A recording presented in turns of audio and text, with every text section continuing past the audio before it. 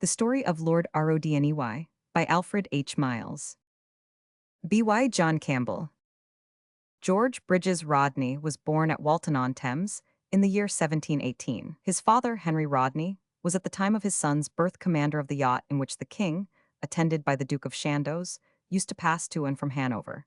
Hence he was christened George and Bridges after the king and the duke, who stood godfathers to him. He entered the Navy at 14 years of age and obtained command of a ship at 24. He was made governor of Newfoundland in 1749 and in 1759 Admiral of the Blue. This same year, he distinguished himself by destroying the stores prepared for the invasion of England at Havre de Grace. In 1761, he served in the West Indies and was made a baronet. In 1768, he was elected Member of Parliament for Northampton, but the cost of his election ruined him, and he was obliged to seek a temporary asylum on the continent. While here, he received overtures from the French government, which he rejected, upon which the English government gave him command of the Mediterranean squadron. The two principal victories of his life were gained over the Spanish and French fleets in 1780 and in connection with his appointment to the West Indian squadron. There were two naval objects which demanded the attention of the ministry at the commencement of the year 1780, the relief of Gibraltar and the protection of the West Indies. To secure both these, Admiral Rodney was appointed to command a fleet in the West Indies, and en route to convoy a large supply of provisions and stores to Gibraltar. The admiral had been but a very few days at sea when he fell in with a Spanish fleet, bound from St. Sebastian to Cadiz. It consisted of 15 sail of merchantmen under the protection of a fine new 64-gun ship, 4 frigates, mounting from 26 to 32 guns, and 2 smaller vessels. These ships of war belonged to the Royal Company of the Caracas and had been assigned to the others as a convoy. The whole fleet were captured, and on examining the cargoes of the merchantmen, the capture was ascertained to be extremely fortunate, as the greater part of them were laden with wheat, flour, and other stores, which the admiral of course destined for Gibraltar. On January 16th, about a week after this capture, he fell in with another Spanish squadron, consisting of 11 ships of the line, under the command of Don Juan Langara, off Cape St. Vincent. As the Spaniards, being inferior in force and favored by the wind, endeavored to escape, the British admiral changed the signal for a line of battle abreast to that for a general chase, with orders to engage as the ships came up. Night came on, but the pursuit was still continued, though the dangers of a dark and tempestuous night were increased by the vicinity of the shoals of St. Lucar. About 4 o'clock the headmost ships began to engage.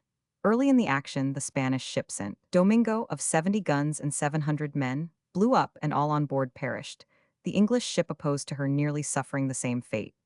The engagement did not terminate till 2 in the morning, when the Monarcha, the headmost of the enemy's fleet, struck to the Sandwich, Admiral Rodney's own ship. 3 others were also taken and carried safely into port. Among these was the Phoenix, of 80 guns, Don Langara's ship. 2 others had struck, but after the officers had been taken out, they were driven on shore by the tempestuous weather, and one of them was entirely lost. 2 frigates and 4 ships of the line escaped. Of the latter, 2 were much damaged in the action. Our loss amounted to 32 killed and 102 wounded.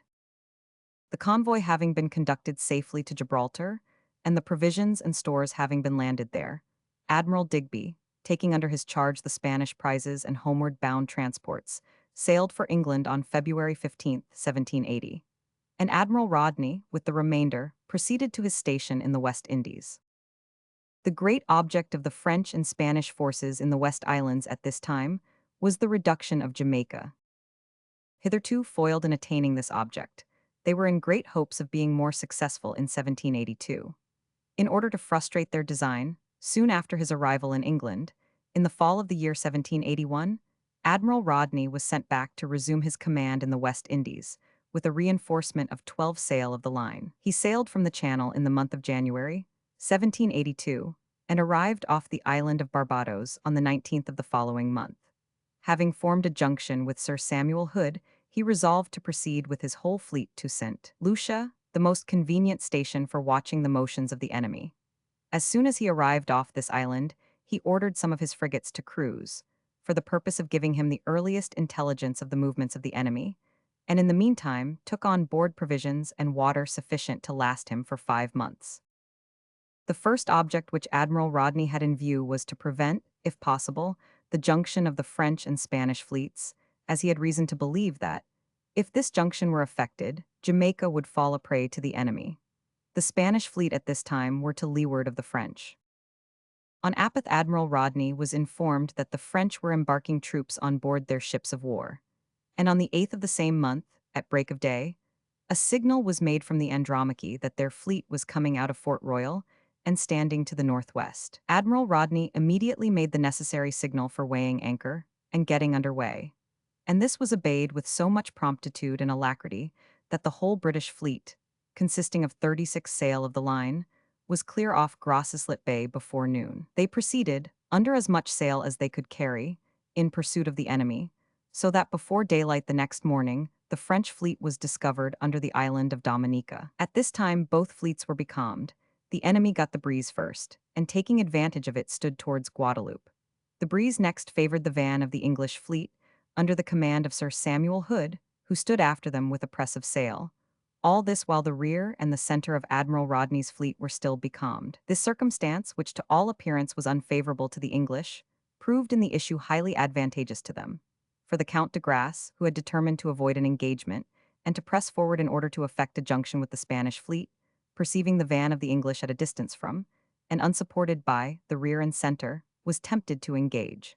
So as soon as Sir Samuel Hood's division came near enough, the Count de Grasse bore down upon him with his whole force. Sir Samuel Hood was not dispirited, though at one period of this very unequal engagement his own ship, the Barfleur, had 7 of the enemy's ships firing upon her, and during the greatest part of the action not less than 3. The example of the Barfleur was followed by all the rest of the division, so that no advantage could be obtained over them. At length part of the center got near enough to engage, and the breeze soon afterwards reaching the rear of the British fleet, the Count de Grasse withdrew his ships, and having the advantage of the wind was enabled to decline any further contest, notwithstanding all the endeavors of Admiral Rodney to continue it. During this partial engagement, the Royal Oak and the Montague, the leading ships of the van, sustained considerable damage. Captain Boyne of the Alfred was killed. 2 of the French ships were so disabled as to be obliged to take shelter in Guadeloupe. The British fleet lay to all the night after the action for the purpose of repairing their damages, but the next morning made sail to the windward in pursuit of the enemy. But the pursuit seemed in vain, for on the morning of the 11th the French fleet had got so far to windward that some of their ships were scarcely visible.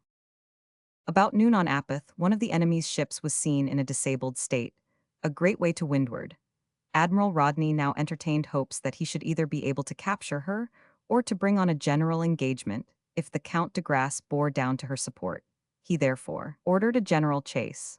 Towards evening, one of the leading ships of the British approached so near the disabled ship of the enemy that her capture was inevitable if she were not assisted. The Count de Grasse, perceiving her danger, bore down with his whole fleet for her protection. Admiral Rodney had now gained his object, for by nightfall the 2 fleets were very near each other. It was necessary, however, to put off the engagement till the next day, Apeth. Still, however, as during the night the French admiral might have drawn off his fleet, Admiral Rodney took such measures as effectually prevented this from taking place, so that when daylight broke, he had the satisfaction to perceive that the Count de Grasse, even if so inclined, could not avoid a general engagement. The action was begun about 7:30 in the morning of the 12th by Captain Penny, of the Marlborough, the leading ship of the British van.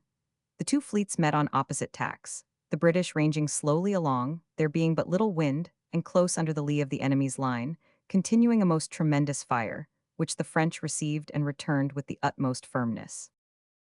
About noon, Sir George Rodney in the Formidable, having passed the Ville de Paris, the French admiral's ship and her second, and during her passage directing against them a most tremendous and effective fire, stood athwart the line of the enemy, between the 2nd and 3rd ship astern of the Ville de Paris. She was immediately followed and supported by the Duke, Namur, and Canada, and the rest imitated their example. As soon as the Formidable had broken the line she wore round, and a signal being made for the van division to tack, the British fleet thus gained the wind and stood upon the same tack with the enemy. By this bold and masterly maneuver the French line was completely broken, and the whole thrown into confusion. The consequences were decisively advantageous and glorious to the British. For though the enemy still continued to fight with great gallantry, it was evident that the victory was with Admiral Rodney. The action hitherto had been chiefly supported by the van and center of the British, for the rear under Sir Samuel Hood being becalmed, did not for some time get into the engagement.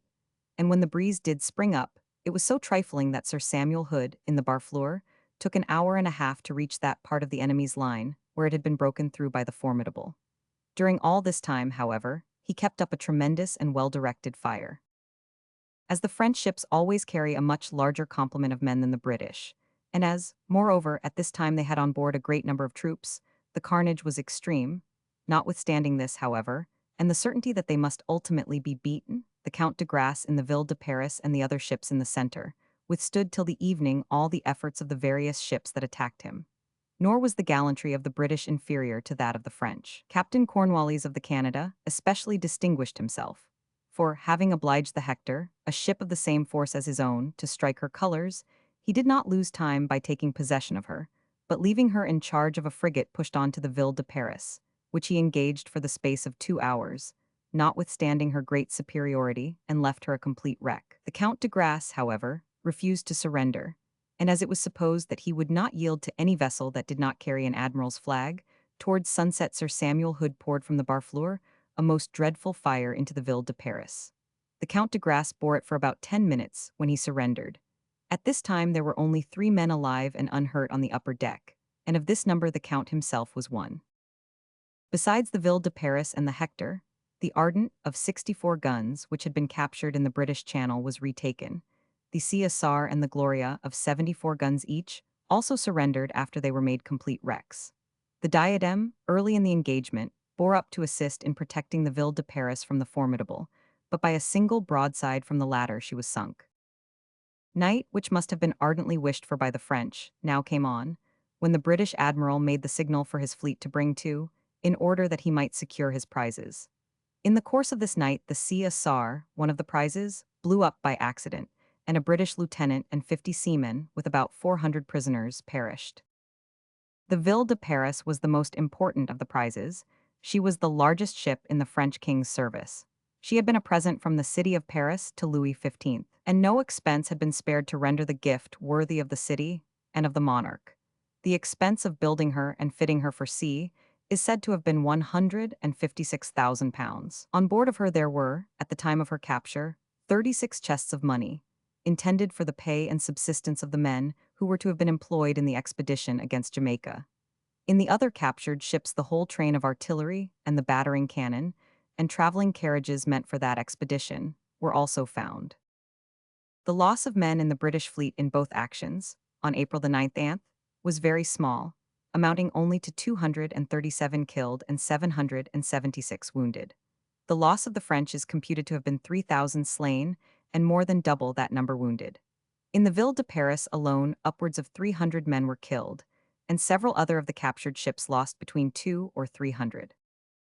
2 sail of the line and 3 frigates were captured the following day, so that the total loss of the enemy amounted to 8 sail of the line and 2 frigates, 6 of which were in possession of the British, 1 sunk and another blown up.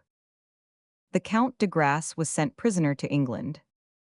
After his success, Sir Samuel Hood joined Admiral Rodney, who proceeded to Jamaica with his prizes, leaving Sir Samuel with 25 sail of the line to keep the sea and watch the motions of the enemy. Admiral Pigot, having arrived from England to succeed Sir George Rodney on the West India station, the latter sailed from Jamaica in the beginning of August. The news of his victory gave great and universal joy in Great Britain, and the admiral was created an English peer, and a pension of £2,000 a year was conferred upon him. Sir Samuel Hood was created an Irish peer. Lord Rodney died in 1792, and a memorial was erected to his memory in St. Paul's Cathedral by public subscription.